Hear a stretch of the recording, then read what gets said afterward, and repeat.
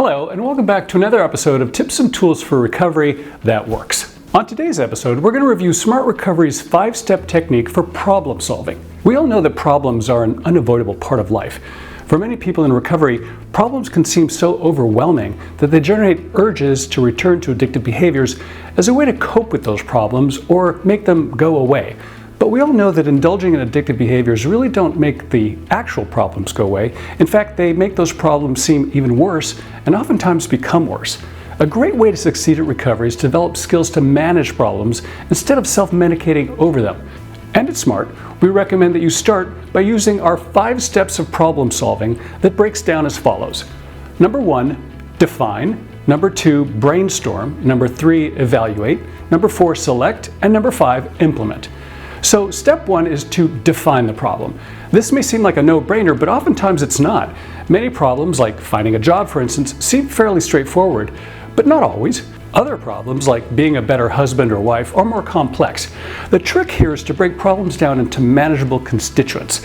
So, for instance, finding a job might entail you first solving the issue of what kind of job might make you the happiest. Once that problem is addressed, finding the right job might be an easier problem to solve. Similarly, to solve the problem of being a better spouse, you might want to break the issue down into smaller bits, like, are you and your spouse respecting each other's space? Could you be a better listener? If you address those issues first, then maybe the bigger problems might be easier to address and solve. Now that you've better defined the problem, step 2 is to brainstorm possible solutions to them. You can do this alone or maybe with a therapist or even in a Smart Recovery meeting. Try listing possible solutions to, say, a problem many of us face all the time, a boss who doesn't give us a raise. So solution number 1 could be calling your boss's boss to complain. Number 2 could be to write a tersely worded email to your boss to complain. 3 could be to file a complaint with HR. 4 could be to invite your boss to lunch to explain why she should give you a raise. Remember to keep the storm in brainstorming, as in let the ideas flow. Try to think outside the box. Don't assume that any idea is a non-starter. Bizarre ideas may inspire you to arrive at tenable ones. So now just complete your list with number 5, send your boss flowers to thank her for not laying you off during the pandemic. Number 6, volunteer to take on additional job duties. Or number 7, quit your job. Moving right along, your next step is evaluate those solutions.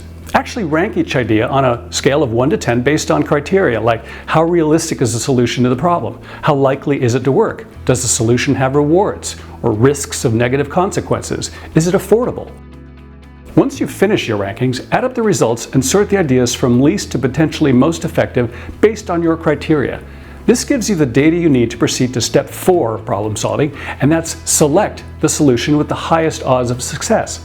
And the most important part, step 5, implementation. To achieve the highest odds of success, we recommend that you formalize the solution. Create a written plan with steps towards completion by dates. Most people don't take this kind of formal project management approach to implementing their plans, but it really helps. Record the results of your plan every day. Is it working? How do you know it's working? By what metric? Do you need to modify it? Or maybe it simply didn't work and you have to go to the second highest ranked possible solution on your list. Or maybe you have to start all over and brainstorm up a whole new set of possible solutions. Often the simple act of writing problems and possible solutions out on paper really helps you manage those problems more effectively. And the more practice you get at managing problems, the more successful your recovery can become. You can find tons of other really helpful worksheet exercises like these in the Smart Recovery Handbook, as well as our newest publication, Successful Life Skills. Just click on this link and it'll take you right there to the bookstore.